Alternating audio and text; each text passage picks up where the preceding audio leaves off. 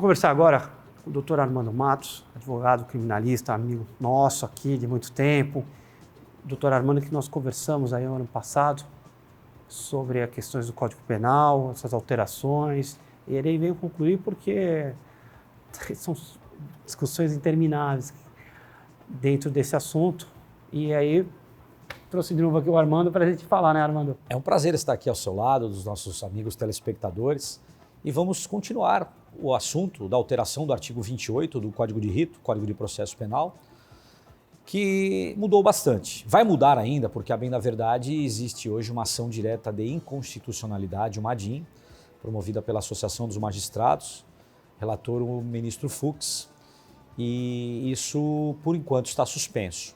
Mas quando passar a ter vigência plena, de que forma vai funcionar o arquivamento do inquérito policial? Hoje, o artigo 28 reza o seguinte, que o delegado faz seu inquérito, termina, relata, encaminha ao órgão do Ministério Público, que faz a sua avaliação, tendo ali 3 saídas. Uma, denunciar; outra, arquivar, né, propor o arquivamento; e a terceira, retornar os autos à delegacia de origem para que as investigações continuem.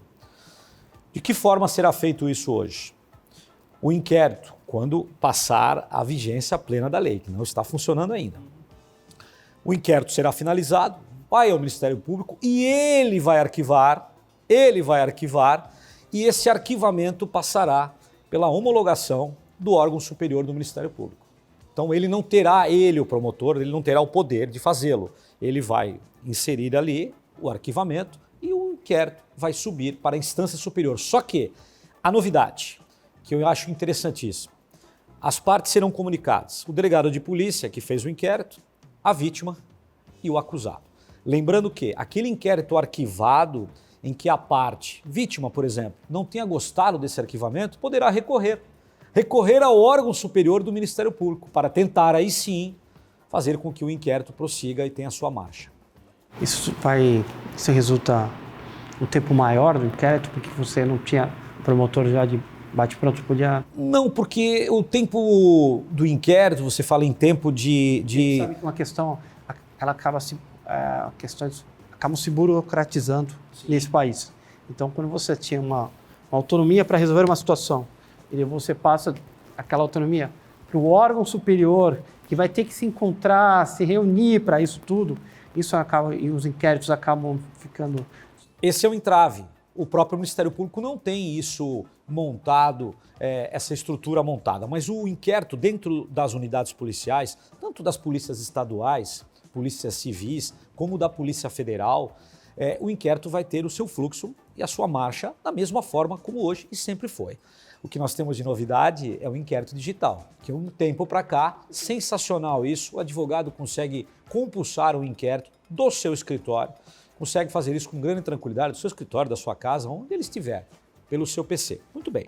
Posto isso, finalizado, agora o inquérito vai para as mãos do Ministério Público, ele sim agora vai arquivar, vai sair das mãos do magistrado. Hoje em dia ainda continua com o magistrado. Lembrando que ainda a total vigência do artigo 28 do Código de Rito antigo.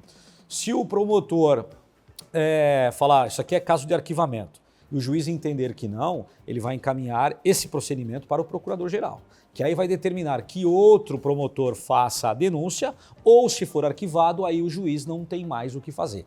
Atualmente, com a nova vigência, o promotor mesmo da cidade que acompanhou o inquérito, ele poderá arquivar, lembrando que o arquivamento deverá ser homologado pelo órgão superior que vai tratar disso, como nos inquéritos civis. Mesma coisa, como nos inquéritos civis, né? Você acha, Armando, na verdade, eu imagino que as alterações são feitas até pela mudança do tempo, né? Mudança que a sociedade enfrenta. E aí a tecnologia está no meio disso tudo. A tecnologia vai mudar muito o processo penal?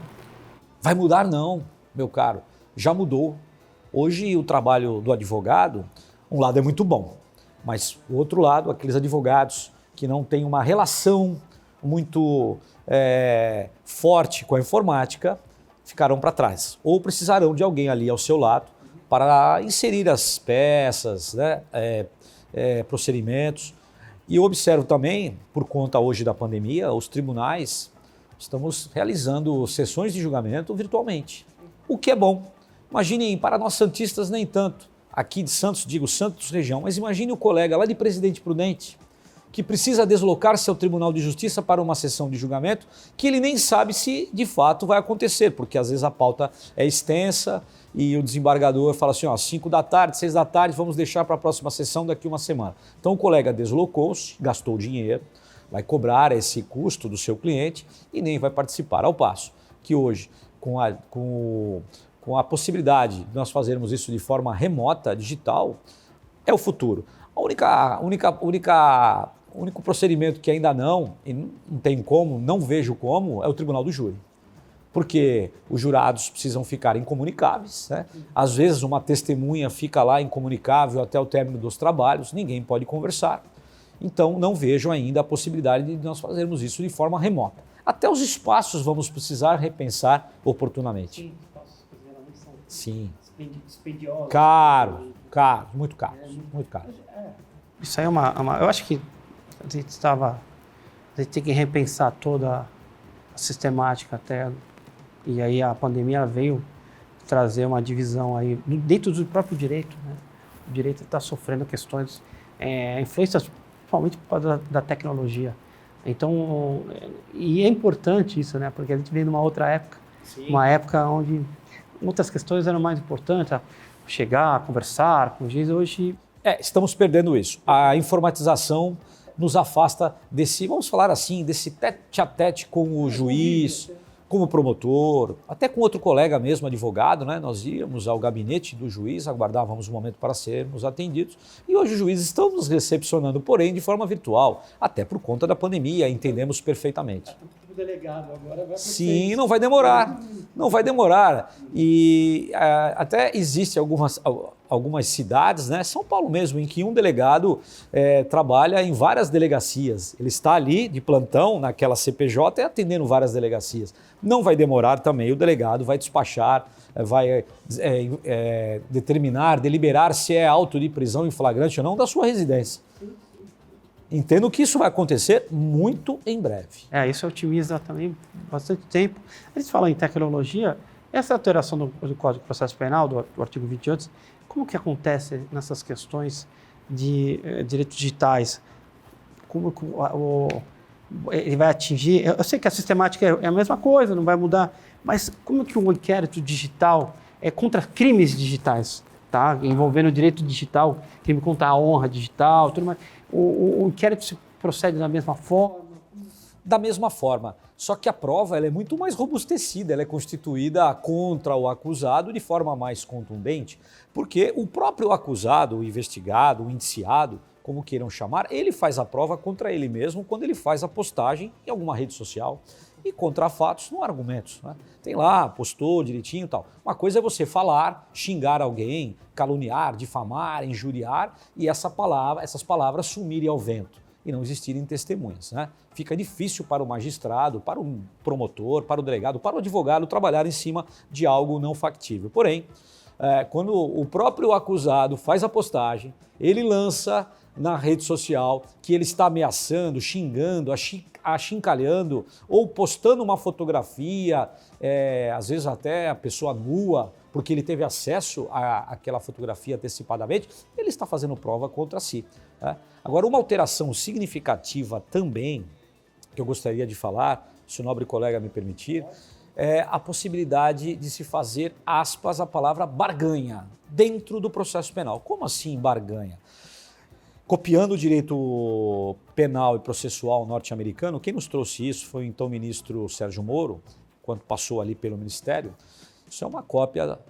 Nos Estados Unidos se faz ali uma barganha entre o promotor e a parte, o advogado e aquele acusado. Imaginem que a polícia fez uma investigação de um homicídio, por exemplo, e o promotor fala, olha, aqui no meu estado a pena, nesse caso, é pena de morte, prisão perpétua.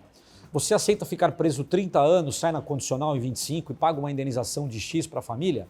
E você assume a autoria, mas não se vê processado. Mas vai ficar 25 anos preso. O camarada topa. Nós trouxemos, nós não, o Código de Processo Penal. Essa lei foi publicada dia 24 de dezembro de 19 entrou em vigor dia 23 de janeiro de 20, ano passado. O plea bargain, você faz ali uma barganha mesmo, faz um acordo, só que crimes com penas de até 4 anos sem violência ou grave ameaça. Então vamos imaginar os delitos com penas de até 4 anos. São muitos, hein? Sim, são muitos. São muitos. Vai ser o principal. São muitos. Lembrando que os digitais nós podemos absorvê-los ali pelo juizado especial criminal, que são penas pequenas. Sim, mas Depende, claro. Muito, vai longe. E a tendência é aumentar o tamanho e tudo. Aumentar porque as pessoas não atentaram-se ainda que a rede social, você insere alguma coisa ali, você está praticando crime quando você faz algo negativo contra alguém. Mas é uma possibilidade de nós estendermos isso para outros crimes. E por que nós falamos que nos Estados Unidos o processo lá é muito rápido? Porque nesse exemplo não existe o processo. O promotor faz um acordo mesmo, um acordo por escrito, homologado pelo magistrado, e aqui também deve ser dessa forma, e se o magistrado entender que está muito a favor do acusado ou muito a favor do Ministério Público, ele não homologa. É a critério dele. Agora, por que lá é rápido? Porque lá não tem processo. Quando o sujeito vai a processo, vai ser julgado, é porque o sujeito quer pagar para ver ou porque o Ministério Público não entendeu não ser interessante fazer o acordo. Mas isso diminui a pauta do magistrado significativamente. Nós aqui julgamos desde uma briga de vizinho até uma operação lava-jato, que demora anos para ser julgada. Então tudo isso precisa ser repensado para desafogar o Poder Judiciário. Mas eu acho muito interessante isso. Um problema que nós temos, lógico, é a repercussão social. A pressão social em determinados assuntos é muito grande no Brasil. Sofre-se muita pressão, qualquer que seja um assunto. Se um assunto passa, por exemplo, cai na internet, na TV, ele pode até não ser verdadeiro, mas ele ganha uma repercussão muito grande. Então, esse tipo de sistemática, ele ainda vai demorar um tempinho para ser aceito dentro da consciência brasileira. Eu acho importantíssimo, porque tem muita situação, desafogo judiciário, que é o principal ponto. Mas ele vai depender, porque a gente já percebeu. Eu vou te dar um exemplo. Teve 2 exemplos do cara que foi racista contra o motoboy, e depois ganhou um clamor popular na internet, com toda razão. Esse tipo de caso, quando você fizer uma barganha, você vai sofrer uma pressão. Ou lá em Alphaville, o cara começou a xingar um policial. Esse tipo de ação gera muita revolta. E um cara rico daquele pode falar, tá bom, eu faço o acordo. Eu pago a direção, mas eu fico livre do processo. Sim, é uma possibilidade. E a pressão é grande. Mas lembrando que esses acordos não são só apenas monetários. O promotor pode colocar no acordo uma prestação de serviços à comunidade, mas é claro que você faz ali uma distinção entre a pessoa mais humilde e a pessoa com poder econômico elevado. Sim, concordo plenamente, mas nós precisamos pensar no futuro. Da forma como nós estamos trabalhando hoje, um processo, não falo nem o processo criminal, que ele é mais célere, mas nós observamos processos durando 20, 30, 40, arrolamentos durando 50 anos, né? Ou mais. Tivemos um recente agora, aí não me recordo qual o caso, o processo tinha mais de 100 anos. Né? Então, fica inviável, não é uma justiça que apresenta o resultado, porque não que a justiça deva ser feita do dia para a noite, porque isso não é justiça, isso é injustiça. Precisamos do contraditório, da ampla defesa, nós sabemos de tudo isso, nossos colegas advogados e os telespectadores também. Porém, quando demora muito, perde o foco. Esse é o nosso problema. O judiciário brasileiro enfrenta todos os tipos de problemas e enfim, nós temos aí uma concha de retalhos no nosso judiciário e nós temos problemas sociais também que vão de encontro e questões como essa que poderiam ser transformar em celeridade, ele acaba tendo outros problemas, enfim, a gente vai ficar discutindo aqui o dia inteiro e nosso tempo é curto e eu queria até depois convidar o Armando, porque tem muita discussão ainda para a gente falar aqui, para esclarecer aos colegas advogados, à sociedade que está nos assistindo, todas as pessoas que estão nos assistindo, e o tempo é curto. Eu queria te agradecer, Armando. Um prazer muito grande estar aqui ao seu lado, e os nossos colegas e os telespectadores também. Tomara que tenham absorvido alguma coisa interessante. Muito obrigado pelo convite.